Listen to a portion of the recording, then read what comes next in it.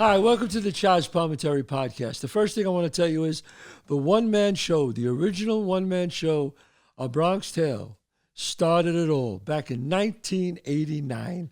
I'm doing it again. It's back. The pandemic put us out of business for a year, but we are back. Go to chazzpalminteri.net to buy tickets. You'll see where I'm going to be. Millville, New Jersey is the next step, the Lavoie Theater. That's coming up. Please check it out. Also, check out my restaurants, 30 West 46th Street in Manhattan, 264 Main Street in White Plains. Great food. All right, so let's get down to business here.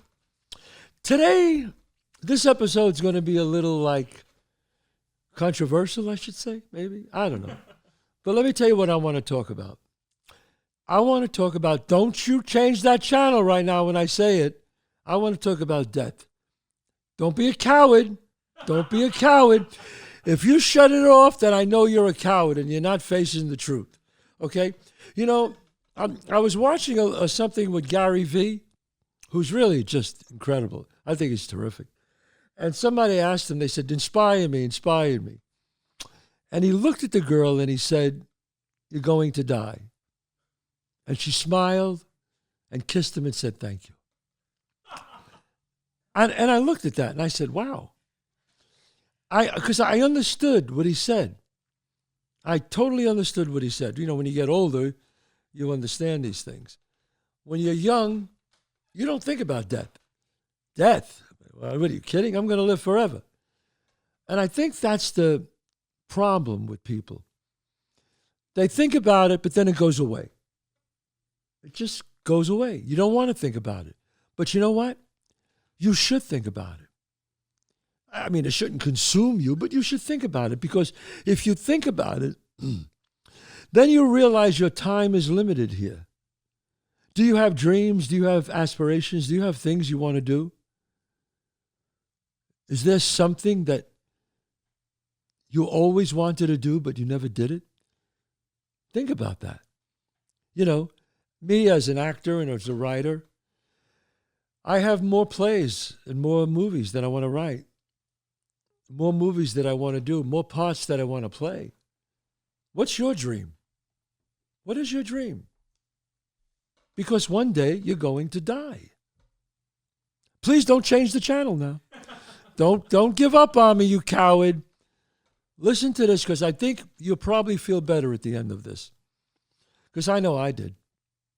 I think the main reason why people take drugs, people sabotage their own life, people maybe commit suicide.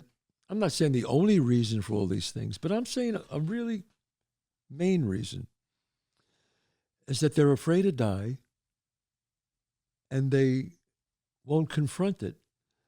So what they do is they strike out in different ways. I really believe that. I think 99% of the depression in this world, even though they don't say it, is they're afraid of death.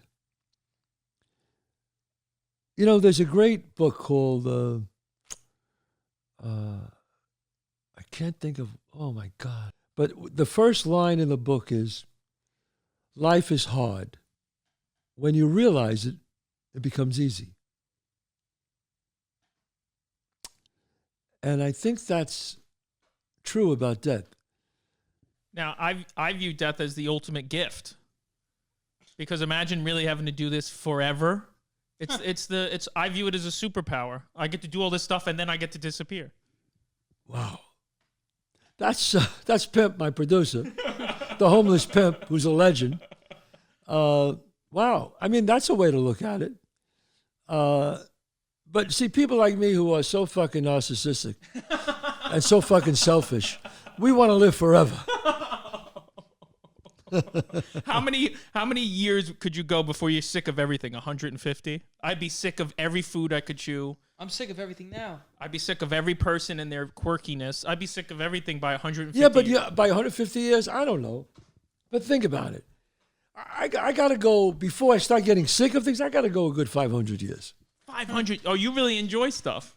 Oh yeah, 500 years. I love life, man. I I am really Chazz. enjoy life, and I'm so fucking selfish. Well, do you know the oldest? Do you know the oldest human alive right now is 120? 120. This lady in Asia, I think in Japan maybe. She's 120. 120. So she was born what 1900. She's been through both world wars. Been through both world Right, wars, yeah. Vietnam War. Oh my God! Wow. Yeah, like it's just amazing to me. But like, if I was her, yeah, what's her name again? Tenkana of Japan, 118 years old, I would be sick of everything. and the oldest living man is 112. Why is it the women always last longer than the men? You ever notice that? Because they're in control. You know, it's always survived by. Alan King used to do a great bit on that. I loved it. It was Louise Johnson survived. Survived but his wife. It was great. The second oldest person was an Italian woman. An Italian woman, Yep, Emma Martina. right? Yeah, How old was she? Emma Morano. She was born in 1999, and she died 1999. 1899, and she died April of 2017. Wow. Imagine being born in 1899. Imagine her sauce recipe. What great sauce she would have had, right? Holy shit. Wow. Imagine a story she could tell you. You know what's funny, but I was doing a documentary on aging once. I was researching it. I wasn't doing it. And I went to old age homes, and you speak to those people. Wow. Really, most of them, but really don't want to talk to you. They're like, hey, what the fuck? That's what I'm saying. Sick of everything. They're like done. Yeah. They're like done, folks. They're like ready to go. They say, you know what? I want to go. And I can't even imagine that. So, but I say to you this, we're kidding around, we're having fun, but I always like to do life lessons on my shows. And it's like, if there's something you really want to do, things on your, as they say, your bucket list or whatever, you got to do it. You got to try. You want to write a book, then write it. You want to write a screenplay, write it. You want to be an actor, go for it. You want to be a writer, go for it. You want to quit your job and do something else? I mean, look, you got a family, you got to think about that. But at least do it in an intelligent way. Prepare to do something else, really. Now, what do you think it is about death that you fear so much? Are you just worried about what's after it? Yes. I'm worried about what you're going to miss. What I'm going to miss. I mean, think about it. Billions. How many people have been born since I've always thought about this. In fact, I wrote this in one of my plays. Billions of people have been born before us. How many? I mean, could you count how many? I mean, trillions probably. Crazy. They thought they were special. Mm-hmm. They thought they were somebody. They're gone. They're gone. So what makes us so special? It's right? True. I mean, me and a couple of friends did the math on a statistic about how many people are born every day, and I think we came to about two people are born every second or every minute. Wow. Every minute. And I think 3 or 4 people die every minute. Every minute. I once asked George Burns, who I knew, who died at 100. I said, George, he was, I think, 99 at the time. I said, what do you how do you feel being 99? He said, I can't do him. It's very funny with the cigar. He said, well, let's put it this way. I don't order a 3-minute egg. And I thought that was funny. I thought that was really funny when he said that. But I don't know, to be 100, I don't know. I wouldn't mind that. I'm just interested. We should have somebody who's 100 on the podcast. I just want to know. You know what? We should find somebody who's really old. Let's do it. If you're really old, write in. We'll write in. If you're really old. Or have your great-grandkids write in. Or have your grandkids write in. I want to have you on my podcast. If you're 100, wow. I want to talk to you. Yeah, it's interesting. And I want to talk to you. I mean, I'm not doing, listen, we're not making fun of the old. Of course not. I'm interested as a human. I'm interested in this because this is like a book. Like the books I have here, this is like a book of knowledge. I could ask him, well, with the depression, what did you feel like? How was this? How was that? What kind of, you were around when automobiles came about. Well, it's funny because I'm starting to think of the older I get that your body's the car and your soul's just some random thing that drives the car. I want to know what it's like to live inside of that older car. Exactly. Well, I do believe that there's an afterlife. I do believe that. I remember my dad, when my dad passed away, I was right there with him, and I wanted to be there. And I remember looking in his eyes, and his eyes, he had brown eyes, but then, I don't know, don't think I'm crazy, folks. When he took his last breath, his eyes turned blue. And he kind of had a little smile, and he passed away.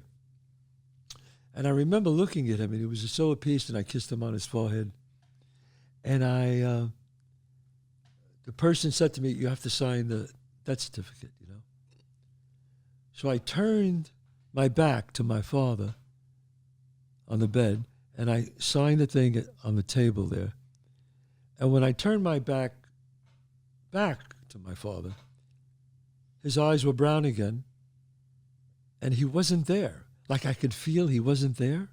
I was just looking at this, like clothing, but he wasn't there. So he was there when he passed.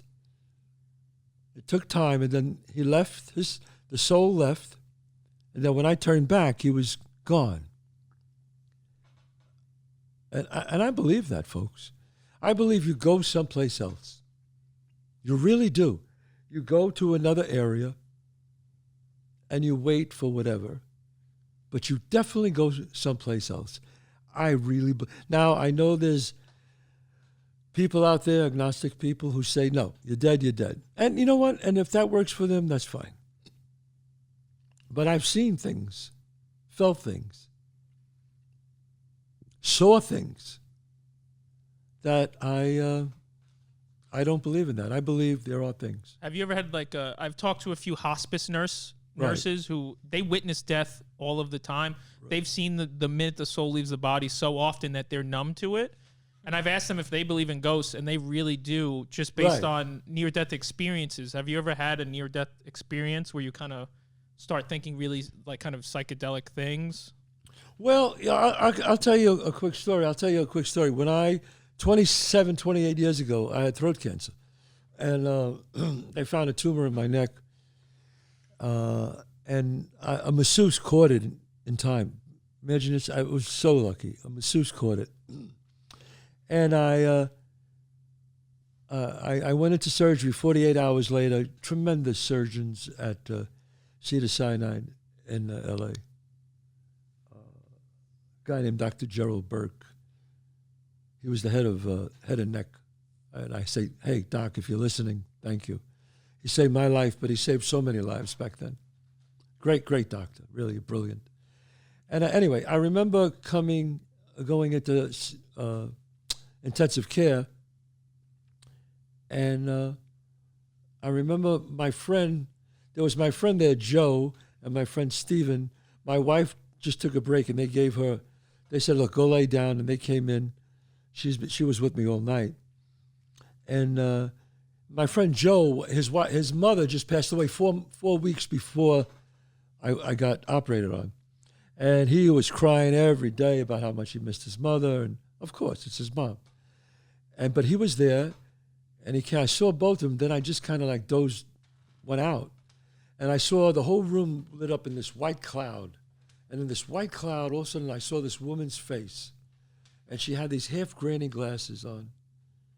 And she said, hello, Chazz. And I recognized her because I met his mother before. And I just looked at her. And she said, please tell my son to stop crying over me, that if he really wants me to be happy, to let me go. And I want him to be happy. The only way I could be happy is if he's happy. But I can't see him suffering like this. And I just stared at her. And then she turned her head, and then turned her head back, and pulled down the glasses a little. And she says, oh, and by the way, you're going to be fine. And that was it. And I woke up, And I told my friend Joe the story, and he started crying, and my friend Steven was crying. And I was fine. I mean, 5 months later, I did 3 movies, just like she said that I was fine. It was a miracle. So what was that? Was that my imagination? Was that a dream?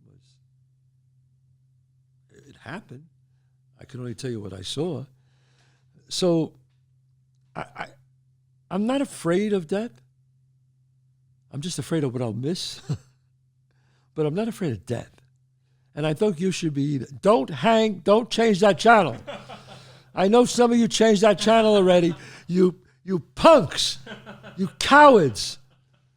Man up and admit it. Don't be afraid of it. Like I said, once you embrace it, it can't haunt you anymore. There's an old saying, the best way to fight the demons that chase you in the night is to stop and turn around. Turn around. Once you embrace it, you'll feel better.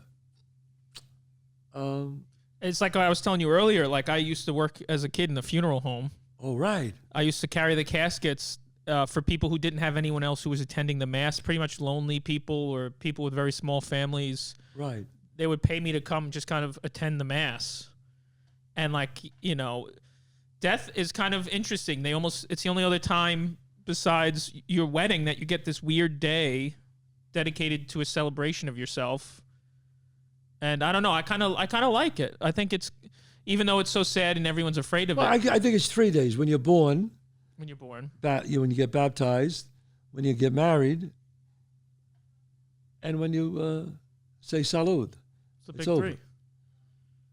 Well, so tell us about this thing. So yeah, when I was like 18, 19, I would just get paid, randomly every few weeks to go carry caskets at like these lonely people's funerals. And I got to kind of see what the end of a life with not many people left looks like. Wow. I mean, that's pretty lonely when you have, there's that great movie, Inherit the Wind. And at the end of the movie, it's about the monkey trials. They call it the monkey trials. Darwin, he said we were born from monkeys, the whole thing. And at the end of the movie, I forgot, Thurman was, he was against it, and Spencer Tracy was, hey, he has the right to say what he feels. But this guy Thurman, I forgot his last name, I forgot his first name. I think it was Thurman, something like that. And then there was Gene Kelly played the lawyer who was just despicable. And then at the end, Gene Kelly says to him, because Spencer Tracy wins, Inherit the Wind, it's a great movie. Spencer Tracy wins the case. And Spencer Tracy's so like, just turned off by this guy. Like, how evil could you be? All you cared about was headlines. Says to him, let me tell you something. He says, who's going to be there when you die? Tell me.